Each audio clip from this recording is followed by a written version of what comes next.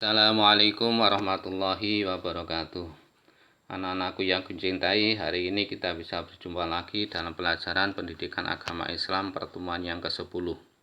Mudah-mudahan kita dalam keadaan sehat walafiat. Sebelum pelajaran kita mulai, alangkah lebih baiknya kita berdoa dulu. Mudah-mudahan kita mendapat ilmu yang barokah, manfaat fid dini wa dunya wal akhirah. Amin. Mari kita berdoa dulu. A'udzu billahi minasyaitonir rajim. Bismillahirrahmanirrahim.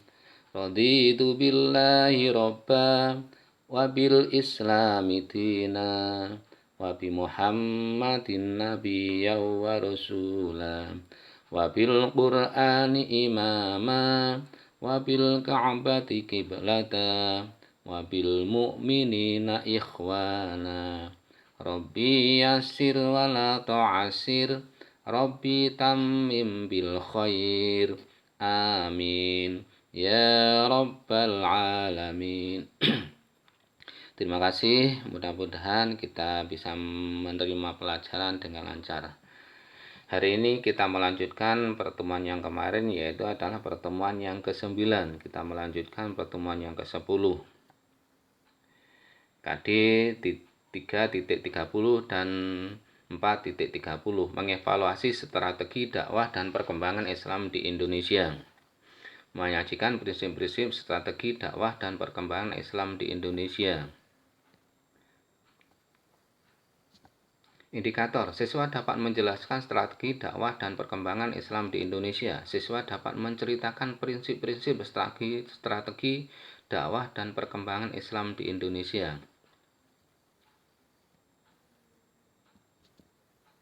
Tujuan pembelajaran.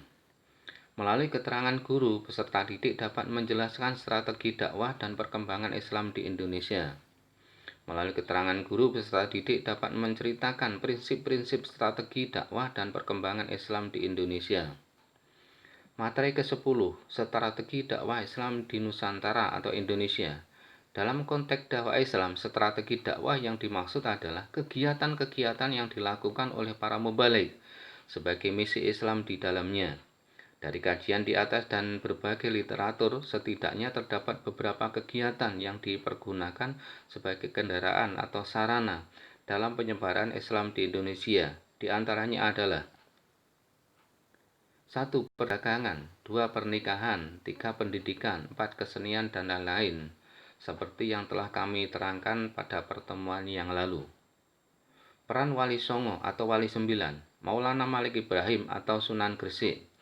Maulana Malik Ibrahim merupakan wali tertua di antara Wali Songo yang menyiarkan agama Islam di Jawa Timur, sehingga dikenal dengan nama Sunan Gresik.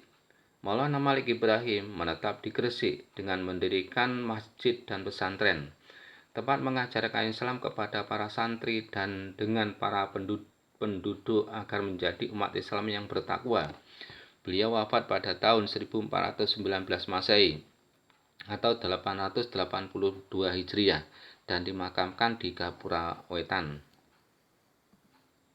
Sunan Ampel. Sunan Ampel nama aslinya adalah Raden Rahmat, lahir pada tahun 1401 Masehi dan wafat pada tahun 1481 Masehi, serta dimakamkan di Desa Ampel. Sunan Ampel menikah dengan seorang putri Tuban bernama Nyi Ageng Manila dan dikaruniai 4 orang anak, yaitu Maulana Makdum Ibrahim atau Sunan Bonang, Syarifuddin atau Sunan Derajat, Nyi Ageng Maloka, dan Syarifah yang merupakan istri dari Sunan Kudus.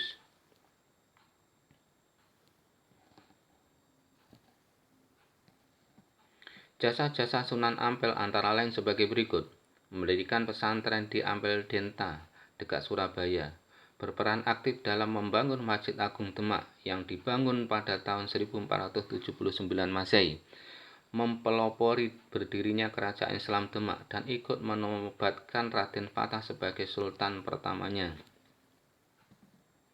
Sunan Giri, tahun 1365 sampai 1428. Beliau adalah seorang wali yang sangat besar pengaruhnya di Jawa, terutama di Jawa Timur. Ayahnya Maulana Ishaq berasal dari Pasai dan ibunya Sekardadu putri Raja Blambangan Minak Sembayu, belajar Islam di pesantren Ampel, Denta, dan Pasai. Sunan Giri atau Raden Paku mendirikan pesantren di Giri, kira-kira 3 km dari Gresik. Selain itu, beliau mengutus para mubalik untuk berdakwah ke daerah Madura, Bawean, Kangean, bahkan ke Lombok, Makassar, Ternate, dan Tidore. Sunan Derajat. Nama aslinya adalah Syarifuddin, putra Sunan Ampel dan adik Sunan Bonang. Beliau berjasa dalam menyiarkan Islam dan mendidik para santri sebagai calon balik. Sunan Gunung Jati. Sunan Gunung Jati lebih dikenal dengan sebutan Syarif Hidayatullah. Beliau berjasa dalam menyebarkan Islam di Jawa Barat dan berhasil mendirikan 2 buah kerajaan Islam, yakni Banten dan Cirebon. Syarif Hidayatullah wafat pada tahun 1570 Masehi dan dimakamkan di Gunung Jati, 7 km sebelah utara Cirebon.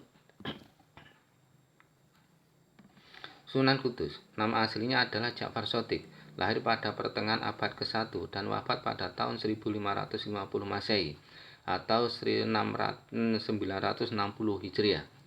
Beliau berjasa dalam menyebarkan Islam di daerah Kudus dan sekitarnya, Jawa Tengah bagian utara. Sunan Kudus membangun sebuah masjid yang dikenal sebagai Masjid Menara Kudus. Sunan Kudus juga terkenal sebagai seorang sastrawan. Di antara karya sastranya yang terkenal adalah Gending Mas Kumambang dan Mijil. Sunan Kalijaga. Nama aslinya adalah Raden Mas Syahid, salah seorang wali songo yang terkenal karena berjiwa besar, toleran, dan juga pujangga. Beliau adalah seorang mubalik yang berdakwah sambil berkelana. Di dalam dakwahnya, Sunan Kalijaga sering menggunakan kesenian rakyat, gamelan, wayang, serta lagu-lagu daerah. Beliau wafat pada akhir abad ke-16 dan dimakamkan di desa Kadilangu, sebelah timur laut kota Demak. Sunan Muria. Nama aslinya adalah Raden Umar Said, putra Sunan Kalijaga. Beliau seorang mubalik yang berdakwah ke pelosok-pelosok desa dan daerah pegunungan. Di dalam dakwahnya, beliau menggunakan sarana gamelan serta kesenian daerah lainnya. Beliau dimakamkan di Gunung Muria yang terletak di sebelah utara kota Kudus. Peran umat Islam pada masa penjajahan. Dengan dianutnya agama Islam oleh mayoritas masyarakat Indonesia, telah banyak mendatangkan perubahan. Perubahan itu antara lain sebagai berikut. 1. Masyarakat Indonesia dibebaskan dari pemujaan berhala dan pendewaan raja-raja serta dibimbing agar menghambakan diri kepada Allah Subhanahu wa taala, Tuhan yang Maha Esa. 2. Rasa persamaan dan rasa keadilan yang diajarkan Islam mampu mengubah masyarakat Indonesia yang dahulunya menganut sistem kasta serta diskriminasi menjadi masyarakat yang setiap anggotanya mempunyai kedudukan, harkat, martabat, hak-hak yang sama.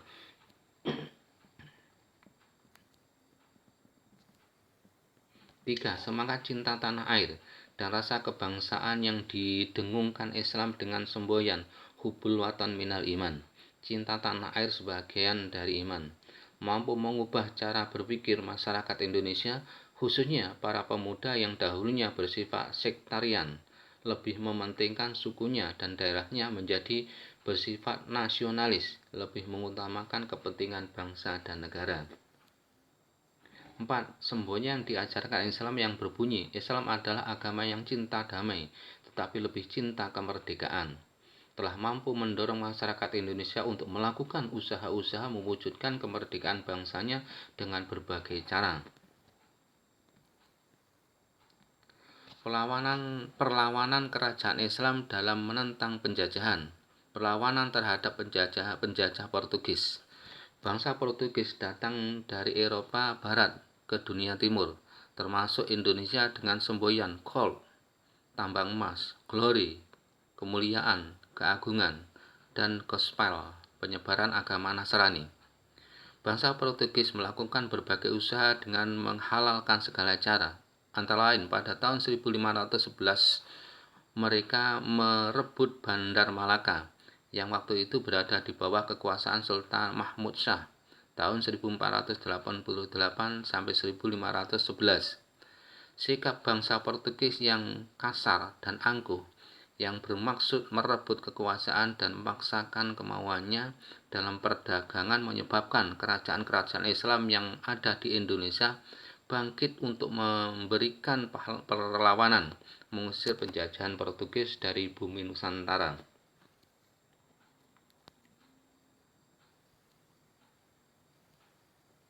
Pada tahun 1526, bala tentara Demak di bawah pimpinan Panglima Perang Fathahillah berangkat melalui jalur laut menuju Sunda Kelapa untuk mengusir penjajahan Portugis. Setibanya di Sunda Kelapa, Fathahillah dan bala tentaranya mengepung Sunda Kelapa dan terjadilah pertempuran sengit melawan penjajahan Portugis. Dalam pertempuran ini, Fathahillah dan bala bantuannya memperoleh kemenangan. Sunda Kelapa direbut dari tangan penjajah. Kemudian Sunda Kelapa diganti namanya menjadi Jayakarta atau Jakarta. Peristiwa ini terjadi pada tanggal 22 Juni 1527, kemudian ditetapkan sebagai lahirnya kota Jakarta. Perlawanan terhadap penjajah Belanda. Bangsa Indonesia kembali dijajah oleh bangsa Belanda yang untuk pertama kali berlabuh di Banten pada tahun 1596, dipimpin oleh Cornelis de Houtman. Tujuan kedatangan Belanda ke Indonesia sama dengan tujuan penjajah Portugis, yakni memaksakan praktek monopoli perdagangan dalam menanamkan kekuasaan terhadap kerajaan-kerajaan yang ada di wilayah Nusantara. Penjajah Belanda menempuh berbagai usaha dan menghalalkan segala cara, misalnya menerapkan politik divide et impera, muslihat damai, mengeruk kekayaan sebanyak-banyaknya dari bumi Nusantara untuk membangun bangsanya, serta membiarkan rakyat Indonesia berada dalam kemiskinan dan keterbelakangan. Sejarah mencatat dengan tinta emas sederetan nama para pejuang kusuma bangsa yang menderita, bahkan berkorban jiwa dalam berperang melawan penjajah Belanda demi tegaknya kemerdekaan bangsa dan negara tercinta Indonesia.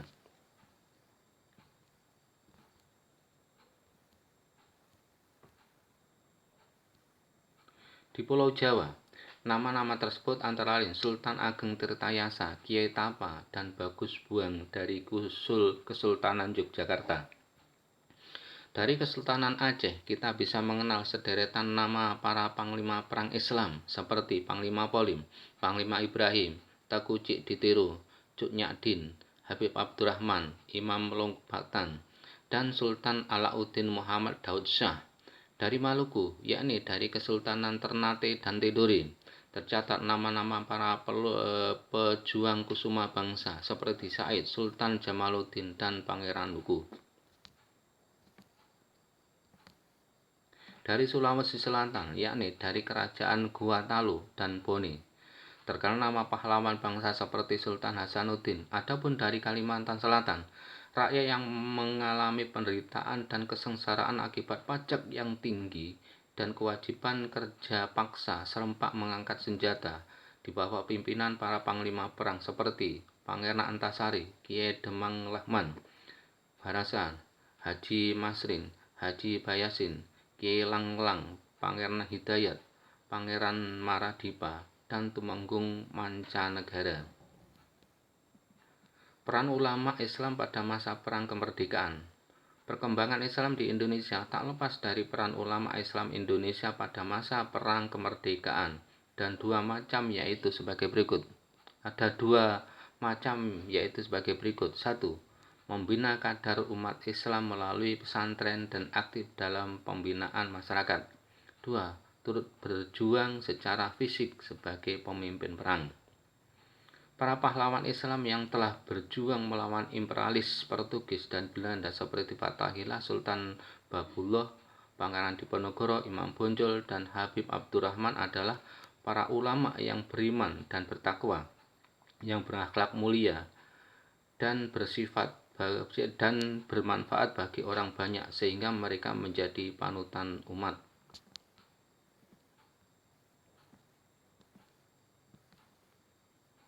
Keteladanan perkembangan Islam di Indonesia.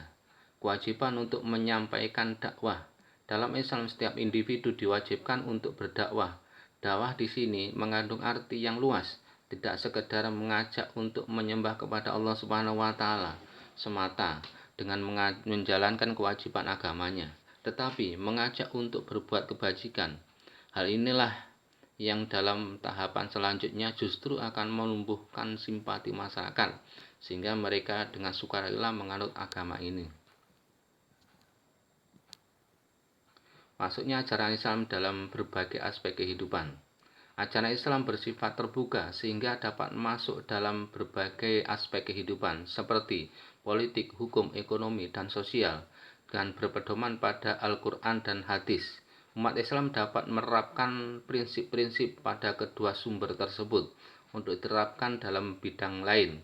Sebagai contoh, dalam bidang hukum, kita dianjurkan untuk menegakkan keadilan, selalu berbuat jujur, dan menempatkan kedudukan yang sama di depan hukum.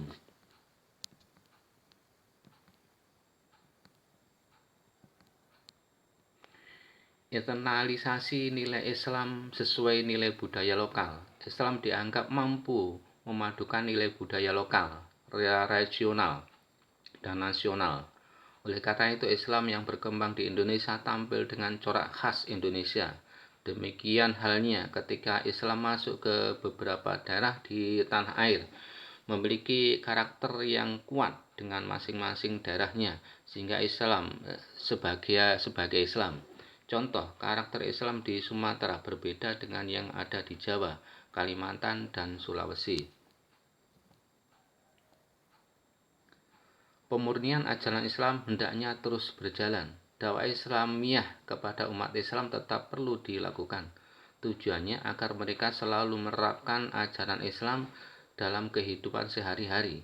Demikian halnya jika dalam pengamalan agama mereka terjadi kekeliruan karena pengetahuan yang terbatas atau kebiasaan yang salah, harus kita luruskan.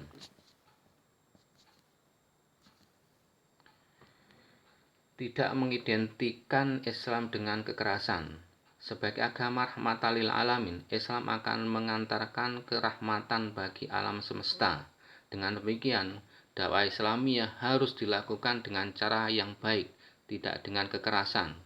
Demikian halnya sesama umat Islam seharusnya saling menjalin ukhuwah, tidak boleh merasa benar sendiri sehingga menimbulkan konflik.